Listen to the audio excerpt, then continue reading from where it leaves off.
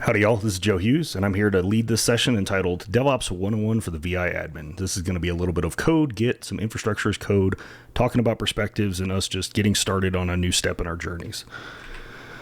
For those of you who don't know me, howdy. So I am Joe Hughes. I'm here because I'm a VMUG leader, and I love to just get people engaged in learning. You can find me online on most platforms. I'm at jhughes, or you can find my social media connections at fullstackgeek.net because nobody will ever spell my last name properly.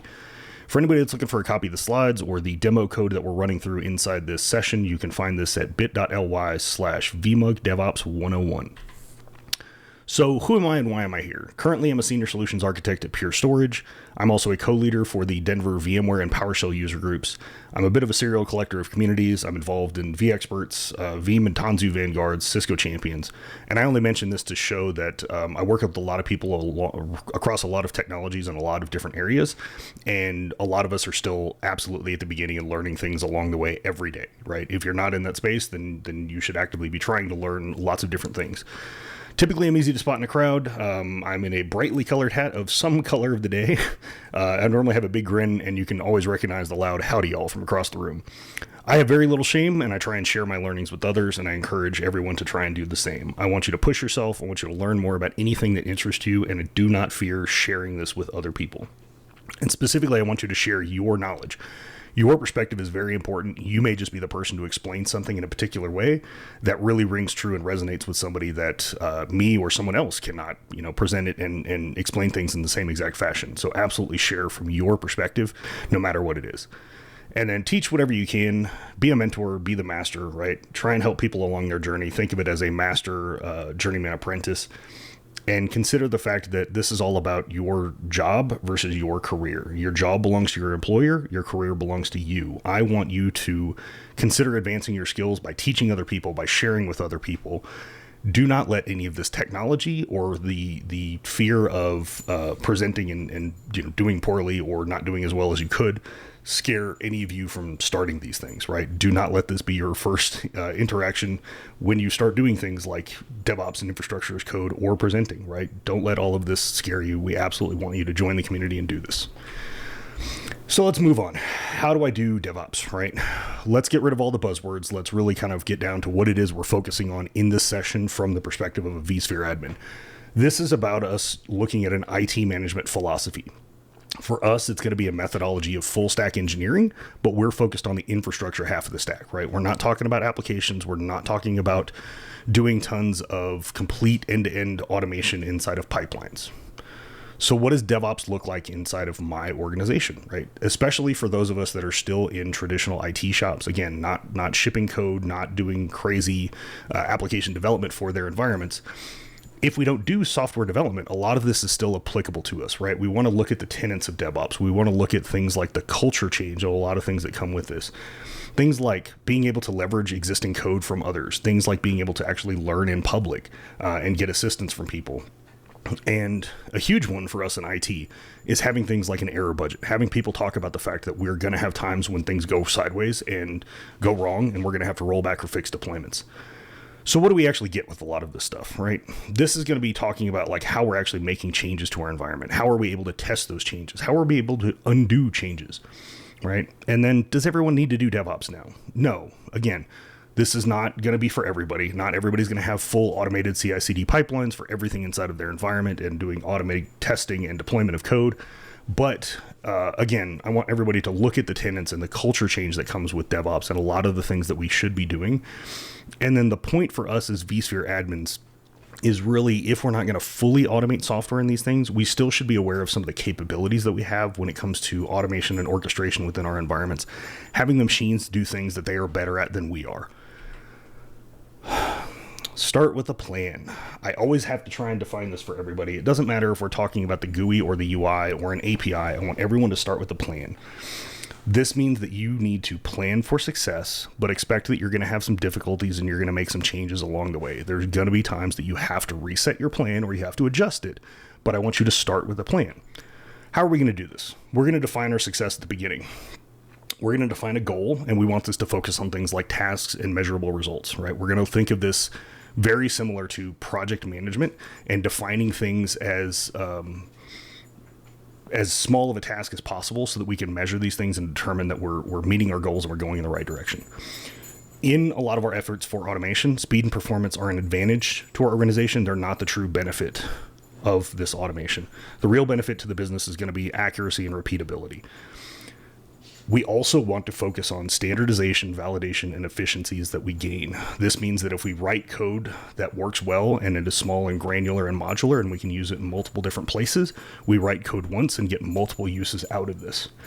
We also want to focus on something that actually comes out of the software development space, which is going to be small incremental changes and things that can be verified, but this is us defining our minimum viable product, right? What is the smallest incremental change we can make that gets us closer to the goal of what it is we are trying to do? Make these small incremental changes that build upon each other. As we're digging more and more into automation, especially as we look at adding some new tools into our toolkit, I try and default back to showing people some basics based on what they hopefully know of PowerShell and PowerCLI. For a lot of us in the VMware space, if we do any sort of automation, it's more likely that we're doing these things with PowerShell and PowerCLI than any other language. So I try and use these things that made this language very easily accessible to a lot of people. Get-help is your friend and it makes your life easier. Remember that there are typically examples and there are going to be lots of references that you have or other ways that you can just read the help, and a lot of these new tools and platforms are written in a way that the help makes it easily adoptable to learn some of these tools. PowerShell is built for the pipeline. I want everyone to embrace and use it, especially as we're starting to move into DevOps and as we're going to start doing things like working with APIs. You need to understand how to link together systems or pieces of information, right? You need to understand the concepts of being able to take an output from one particular thing you're doing in a workflow and use that as input for something else you're doing as the next step or further down the road. I want everyone to consider that in PowerShell, you're going to stack commandlets and results like Lego. What I mean by this is that if you look at a lot of the very large Lego sets, what you see as the end result is entirely different from a lot of the subcomponents. You're not going to see things that are inside of the product until it's finally built. So think about these minimum tasks that you can do and link together to make your tools, make it easier for yourself as someone who's building these things to manage and maintain over time. Do more smaller changes or more smaller pieces of this rather than large things that are large things that are more difficult to work with as you're maintaining your tooling. And then again, forget what your teachers told you, cheat and look up the answer whenever possible. You do not have to do all of this alone. It is perfectly fine to look at examples, to follow other people's codes, to ask other people for help, or when you are starting to do things like trying to leverage code or infrastructure as code or APIs to do a lot of these things, it is still perfectly viable for you to make changes inside of a GUI or do what is the old method of you knowing how to do it and then look at your result after the fact, right? You can teach yourself a lot of these things by leveraging what it is you already know and then just trying to determine and figure out the next step.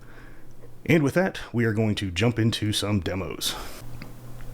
All right, for our quick demo on PowerShell and PowerCLI, we're really going to just start taking a look at how we can leverage a lot of the things that we know, some of the basics of PowerShell and PowerCLI, and how we can start moving forward into investigating a lot of the things that we're working on in our environment and focus a little bit more on some of the object-oriented programming aspects of this.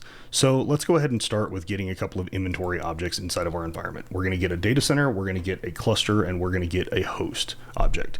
So the information that comes back from this is going to be a little bit different. Obviously, for a data center, we're going to get back just a name. For a cluster, we're going to get names and information about HA and DRS.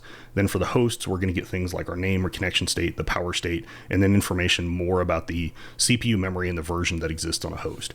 This is all coming back from PowerShell. This is actually .NET that's doing a little bit of formatting because somebody gave a PS1 XML file to give us a type formatting that gives us a default properties that come back if we don't actually select what this thing is.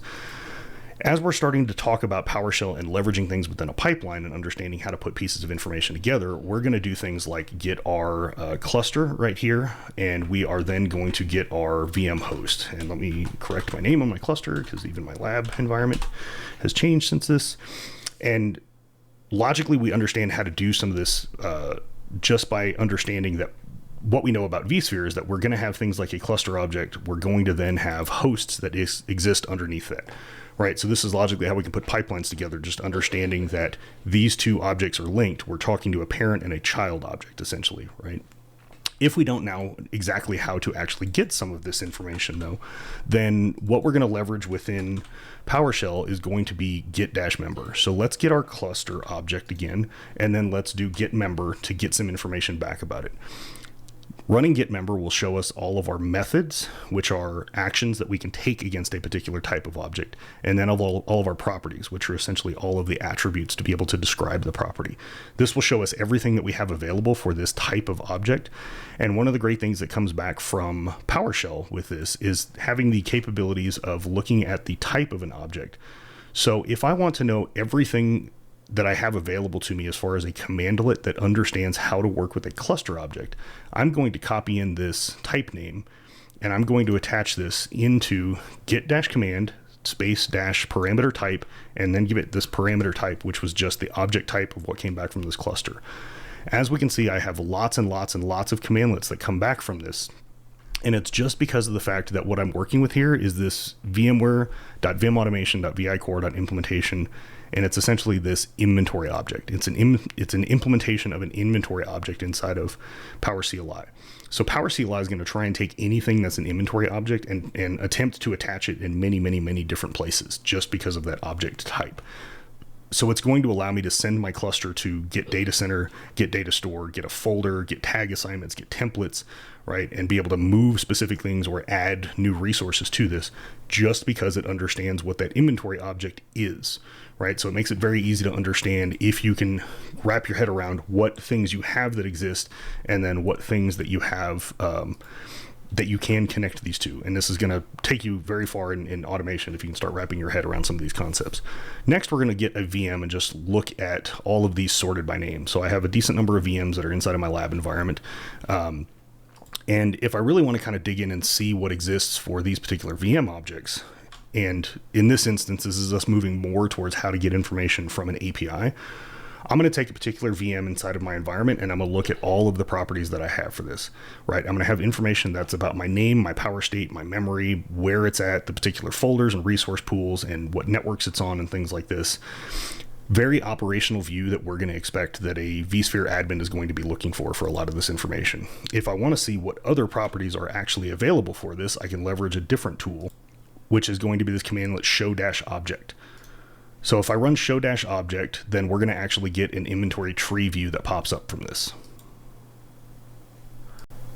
So with this pop-up view that comes up from show-object, I'm going to get essentially the same view of the object for properties and all of this that we expect to see from this vSphere admin view. Right? We still have the information about our memory, about the location where it is on disk, and other things. One of the things that you're also going to have is this extension data property. This extension data property essentially is going to be the vSphere formatted version of this object that you would also get back from the API. Everything is more of a categorical view where you know what particular types of properties you're trying to find back about an object, and it's less the operational view. Something very important to understand and to start thinking about when you're starting to work with things like APIs is that you're going to be looking for typically groupings of particular things, and then again having like parent-child relationships as you're trying to navigate this data. So it's very important to understand how to find some of these things and where to go look for some of this. Now that we've seen the show-object, we're going to jump back for one quick demo on the command line for how we actually parse out some of this information. So now I'm going to go ahead and get the same exact VM we've worked with before and just put this into a variable. So I have this in a variable windev. So if I look at windev, then I look at extension data, this property is going to come back and again give me that categorical view, the same that I'm going to see from an API. Now, if I want to get information about the configuration of a VM and say when I actually created this VM, I can do windev.extensiondata.config.createDate. And this is going to give me back the creation date of my particular VM and when I actually built this. So super simple basics of how to take things you already know in PowerShell and PowerCLI and start moving over into understanding how to interact with an API on a platform that you still understand. So with that, let's go ahead and jump back to the slides. All right, we're back from our demos and we're going to jump forward into a little bit of Git. So Git commands, I show these 6 up here. Typically I say that most people that start working with Git, this is going to be about the most you're really going to need to know with Git a lot of the times, unless you start working collaboratively with teams and such. So let's go ahead and jump forward actually into the Git flow. And a lot of times this makes it a little bit easier for people to understand what it is we're doing. So our working directory is going to be our actual file directory and our files that are on disk, right? The next box we move over at the top is going to be our staging area. This is essentially minor snapshots where Git is tracking our files and taking care of these things and looking at them for changes. Our local repository is when we've actually committed and said, contain all of these files into a singular snapshot and keep this as a point in time that I can refer to, and I can either, change my code in and out and always refer back and revert to this state. And then a remote repository is essentially anything that is not on your machine, right? This may be GitHub, this may be GitLab, this might be Git, this might be, any other flavor of a Git server that you have inside your environment or remotely to you just off of your machine. That's all that the purple box means here. As we start working with files at Git, we are going to start having Git track these by using a git add. This places them from our working directory into the staging area, and Git is now looking at these files to see what has changed. As we say we've changed a file and we're ready to actually keep this as a save point for this, we're going to run a git commit. That will commit a file or multiple files to your local repository with a particular message for that point in time.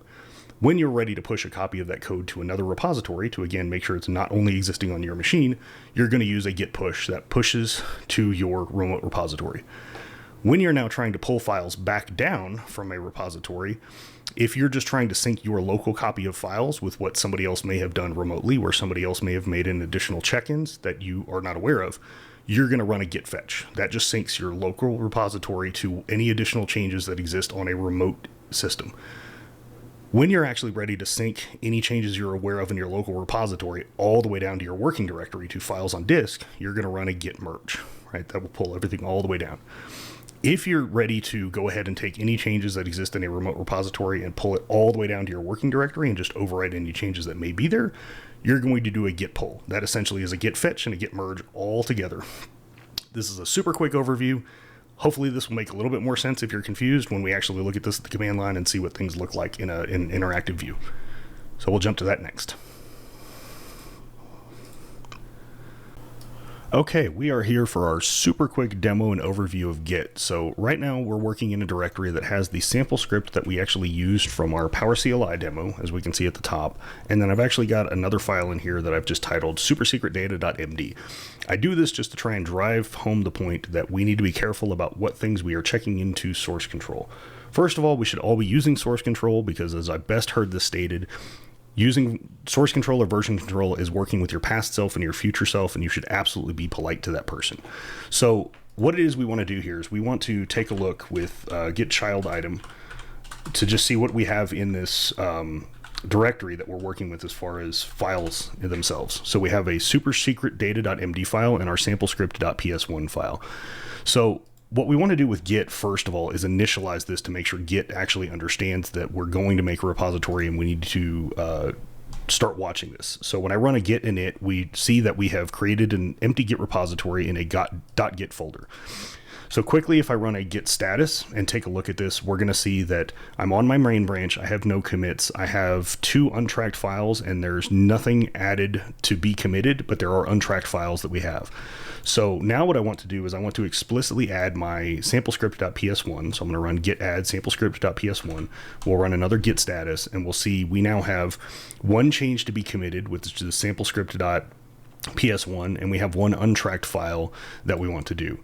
So first what we want to do is we want to go ahead and we want to make sure that we are explicitly hiding this supersecretdata.md file.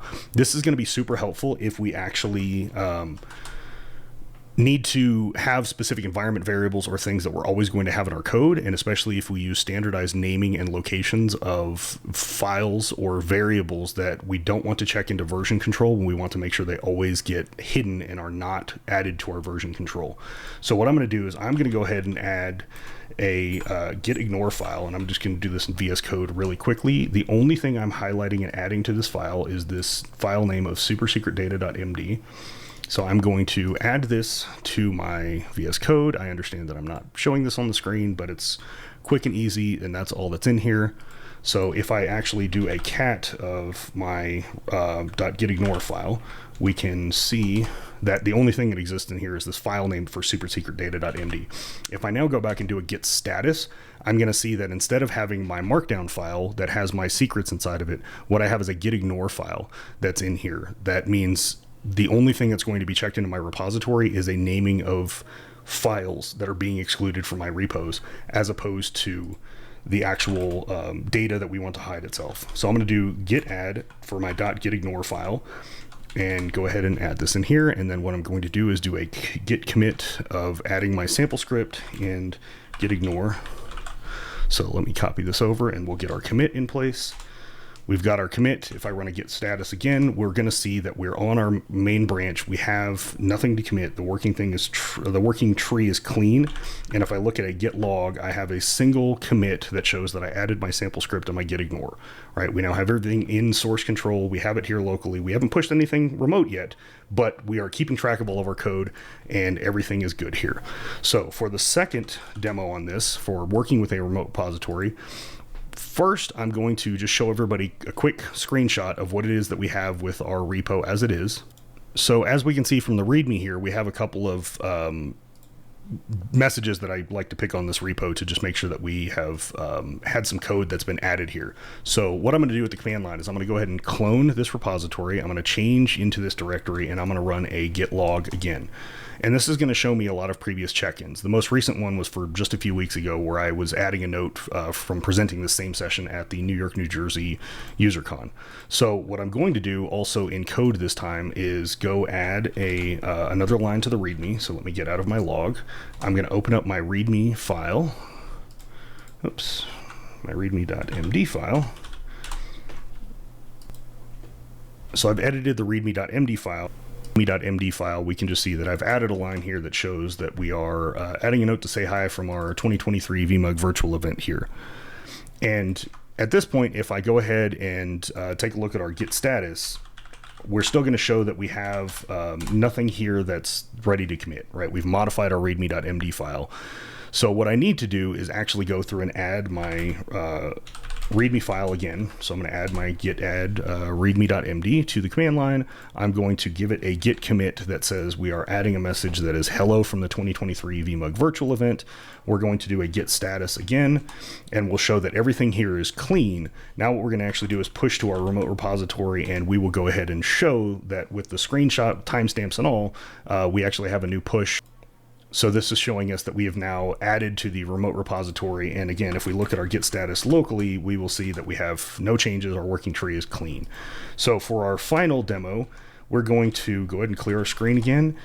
For our next demo, we're going to interactively take a bit of a look at branching. This is a bit of an advanced topic, but I like showing it in this way to show people how we can actually get people to focus on our code and kind of get them up to speed a little bit. If I look at this code repository that I have here for doing a Terraform demo for deploying things on VMC on AWS, we can actually see that I have a lot of code here. It's a lot easier to see if you look at VS Code on the right. All we're really looking at here are the file names, these 1_2_3_. If I do a git branch -a to list out all of my branch, we can see that I'm on my main branch that I have here, and I've got a handful of others. So to do all of this code, actually, what we're going to do is actually take a step through some of these git branches by checking out different points and times.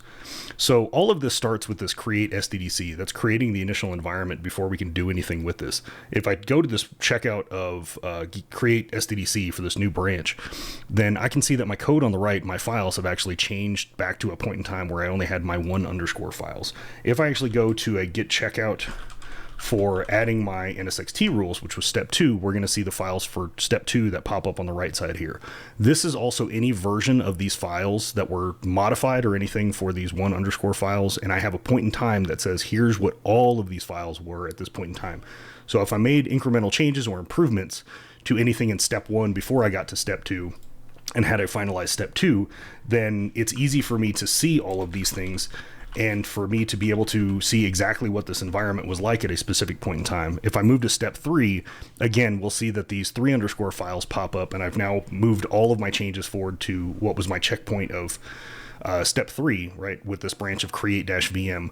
It's a really good thing to think about, and if you're trying to lay out your code for teaching people how to do things in a particular process, you might want to leverage branches to be able to show them different points in times and show them all of the code that you have, but to be able to focus on exactly what things were at a particular step that you're trying to do.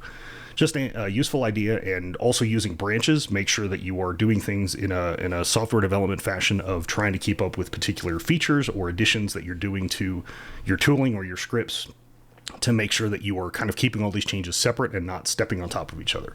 So with that, we'll jump back to the slides.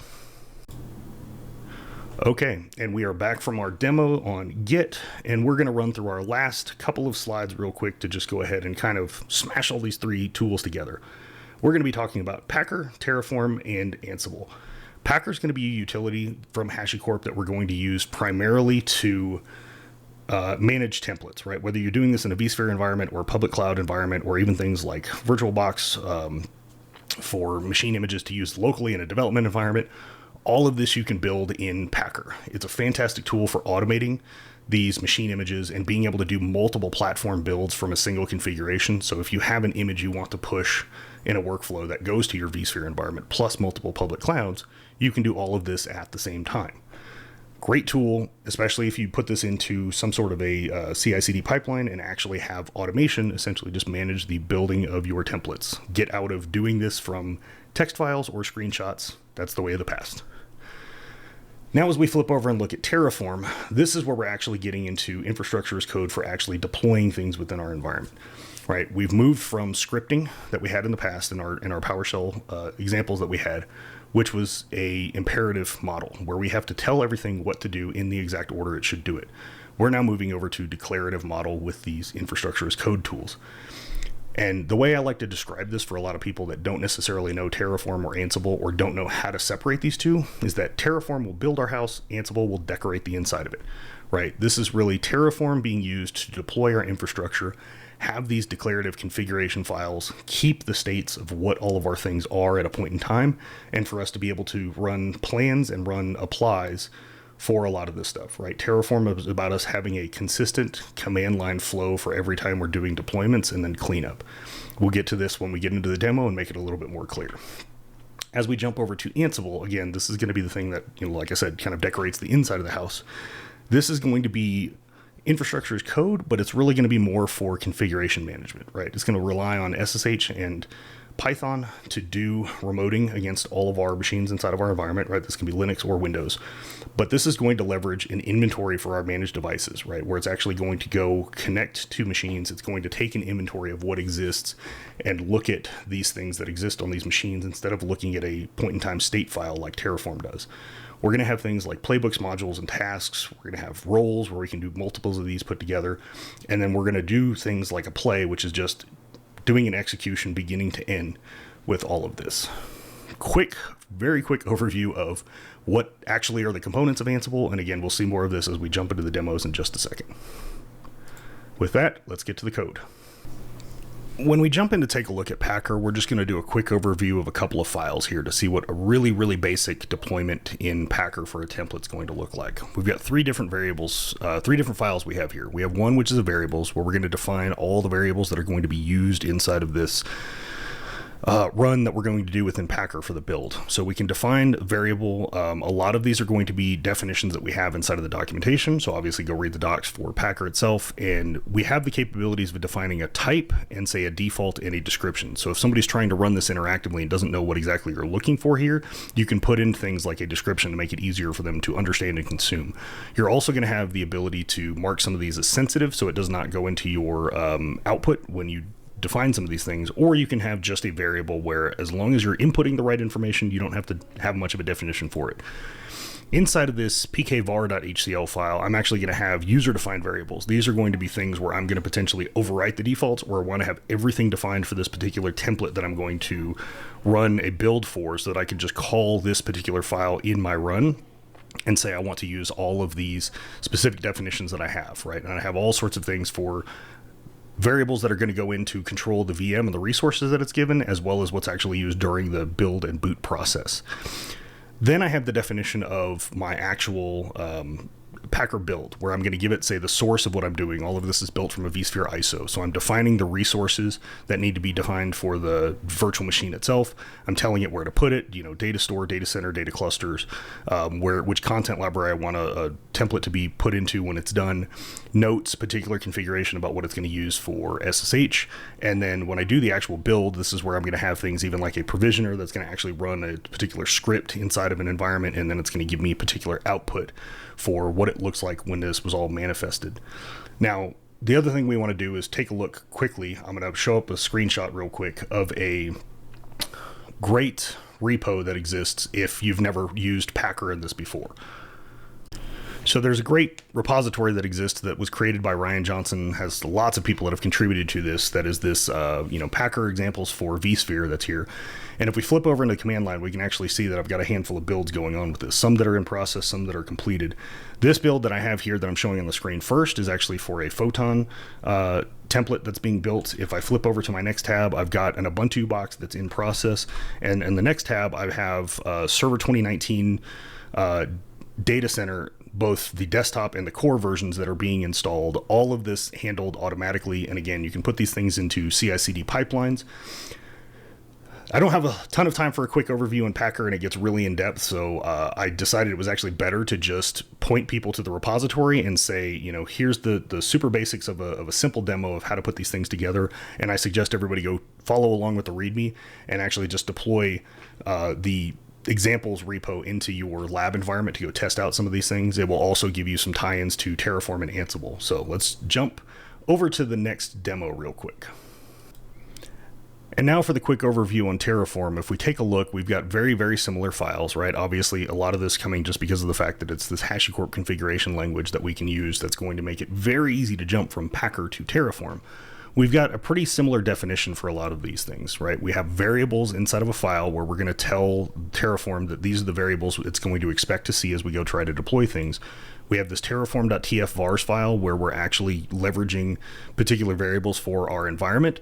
And then we have our main.tf file where we're going to tell it what it is we're actually doing with this. I want to focus more on the main.tf file. First of all, we have this backend local. This means my state files are going to be here locally. What I recommend everybody actually doing is looking at Terraform Cloud for a remote. There's a free tier where you can make sure that your state files are pushed not only to live on your machine, right? Makes it easier to collaborate on a lot of these things with teammates, and to make sure that your state files are not lost if you just potentially lose a laptop or desktop or a virtual machine or jump box or things.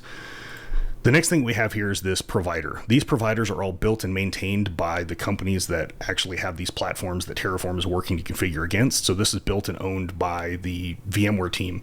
We're just defining here a username, a password, which server I'm connecting to from a vCenter, and then I'm basically saying it's a self-signed cert, so just ignore SSL. Now I have a bunch of data objects that are here, right? Defined as data vSphere underscore, say data center. This is going to be the top level object. I need to identify everything inside of my environment. We understand this is exactly the same as it comes in from a vSphere inventory, just for the fact that the data center is going to be what contains your clusters, your data stores, your hosts, your VMs, and all of these things, right? Logically, this is the top level inventory object where everything is linked from. So we get this object once as this data information, and it's tagged as DC.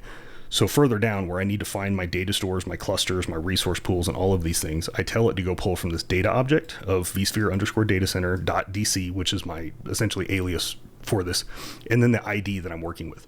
So I get a piece of information once and just lever it multiple times throughout the code. Once I've gotten past all these data objects where I need to find these particular inventory objects to use in my resource block, I define my resource, which is essentially what I want to actually build. So I will give it a vSphere virtual machine. I'll give it a name of test. I will define where I want it to go as far as all of the information for data stores, clusters, how many resources I want to have it. And then this is actually cloning from a template. So I'm finding a particular template and I'm copying much of the information from the template and only overriding what I want to. In this instance, it's going to be things like my Linux options of what's my host name, what's my domain, what are my network interfaces that I want to define for this. And with this, we'll jump over to the command line and actually see how this works. So now that we're here at the command line, we're just going to take a look at the files that we have on disk. We have our 3 files, the 2 for the variables, 1 for the main, to actually just tell Terraform what it is we're going to try and do here. The first thing we're going to do is just run a Terraform init.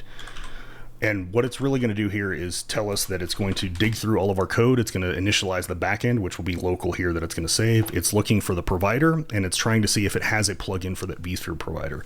Since it does not, it has gone and actually downloaded the most current version of that from the HashiCorp Terraform registry that exists. So now we have this, it's initialized here. So the next thing we can do is do a Terraform plan, and this will actually take a look at our code and look at our live environment to see what it is, what changes do we actually need to make against this environment. So it's reading through our code, it's looking for all these data sources that we have here, and then it's actually telling us what's going to happen here. So it went and read our, clusters, objects, our data center, data stores, networks, resource pools, and then the original template we want to clone from. And then it says it's going to build out this resource of a virtual machine. And these are the information that it knows about it versus what's going to be known after apply. And it's just telling us these are all the changes that are planned to be here. So if we were good with this, we can either save this plan with the -out option to save this to a binary file, or we can just run this interactively. So I'm going to do that now. So we're going to run Terraform apply. And this is going to look at everything again to say what is our code versus what's the live instance of the environment. And then it's basically going to ask me, are you sure that you want to make these changes?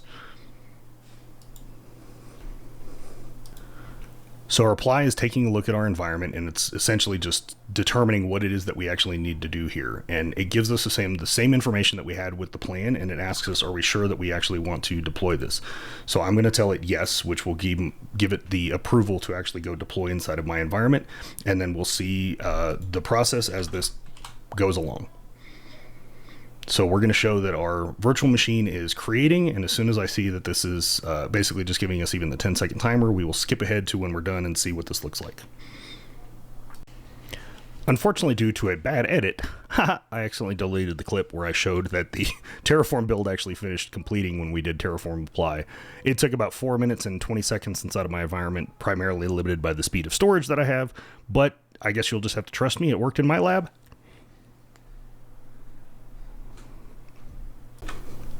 For our quick basics on Ansible, we're going to take a look at our inventory file to see what it is we're just working with here. And here I'm working with a member group, one machine by IP address, one by FQDN. This is really just to kind of show that we can do either. This really just makes sure that our control machine has connectivity to both of these systems. I've also got variables for what are my usernames, passwords, and then my become method for doing sudo on these machines. To just double check that everything is working properly, we're going to run a quick Ansible module of just the ping module and ping to our local host and see what the response comes back as. So obviously this comes back with just Pong, right? No changes for this, but it shows that we have a success here. So let's take this one step further and let go of ping against our inventory file for our member group to just make sure we can connect to these both machines remotely as well. So we're getting back ping and Pong, right? We're getting back our success from one machine by IP, one by FQDN. So let's go ahead and take a look right now real quick at what we have in a playbook. So I'm going to take a look, and we're just going to cat for my playbooks and for this, say, install wget. So this just tells me that we want to install wget. So it says that we're using the apt package manager. We're telling it that the package we're going to try and do is wget, and we state is present against desired state configuration. We're just telling it what we want to have happen. The next thing we want to do is understand how it is we can actually determine if this is here or not. So we're going to look at a wget check even. So for this, what I'm using is package facts. I'm telling it I want the auto manager, so I don't care what the package manager is on this machine.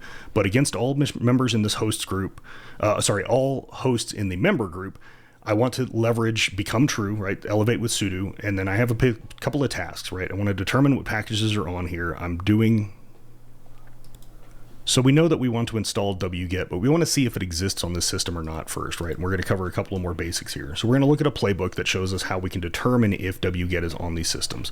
I have a name for the playbook. I'm telling it that the hosts I'm testing this against is going to be our member group from our inventory file. Become is true because we need to elevate to get information about these packages that are on here. And I have a couple of tasks, right? One that's named gather package facts that just says use all of my package managers, determine which one exists for this, and give me back these facts. Then I'm going to run two different tasks, that one titled wget is installed, one titled wget is missing, and these are going to run a message when debug information comes back of whether or not package wget is in the Ansible_facts.packages info or whether it's not inside of there. So let's run this and see what it looks like. So if I run my wget check against my inventory file, it's going to connect to these machines that are these hosts again in this member group. It's gathering the facts about these systems, one again by IP, one by FQDN, and it's going to determine whether or not these exist and basically whether or not it will run the task. So wget installed was skipped because that's not actually there. Wget missing ran because the debug information told us wget is not found inside of the system. So let's do an install for these systems, and while this install is running, we can cover a few more details. And as we see here in the play recap, we actually get the number of things that actually ran, like the number of tasks that were inside of this, how many were changed, how many were unreachable, how many were failed, how many were skipped, rescued, ignored, all sorts of information that's here. Now we're actually running through the step of installing wget, where I just determined, here's the package name I want to have exist, and I want you to tell it that the state is present. So it's changing the system to actually do these installs. Now if I run back up to my wget check again and look at the inventory, we'll see that the other play runs in this because the facts have changed about these systems in inventory, and it will now tell me that wget is actually installed. So it's going to run those particular tasks that tell us wget is installed. We're going to do one more quick demo, and for that I'm going to jump over to the other systems that we have in our lab and take a look at them. So for this quick demo, I just want to show everybody what actually happens when we're doing desired state configuration on these machines. For these two test boxes, I'm just running the date command to show what's the current date and what's the time zone that's here, right? We're running in UTC time. So now I'm going to flip back over to my control station. I'm going to run an Ansible playbook again. And what I'm going to run is a different playbook this time that will actually have me change the time zone on these. And what we're going to do is playbooks, we're going to do set time zone, we're going to do our inventory of inventory for the file name, and we're going to see what happens on these systems. I'm telling it that I want to actually change this to my home time zone, which is America, Denver.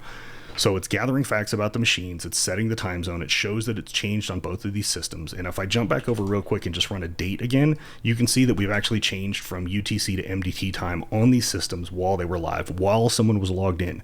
Just a reminder of things you need to be careful for when you're doing infrastructure as code and desired state configuration, because it will make these changes, it will make them live, and it does not matter what is on the system or what it does to changing the time zones of your log files. So again, just simple things to be aware of and think of when you're trying to do these things and have a plan. Thank y'all. Okay, everyone, we're done with the demos. That's all for the session. I know this is a super quick overview. It gets a little bit difficult to try and keep some of these concepts down and have these demos run smoothly and squish down into a session. But hopefully this at least gets everybody to have seen some of these tools, understand a little bit of basics, realize that it's not super difficult to get started, or it's not really scary to get into these things. If anybody has any questions, you can find me online or talk to any of your VMUG leaders about trying to get some more of this content in for your local chapters. Or just ask folks online. That's the whole point of working in the DevOps community. We can all make each other better and improve things. Thank you all for coming out. I appreciate it. Have a good day.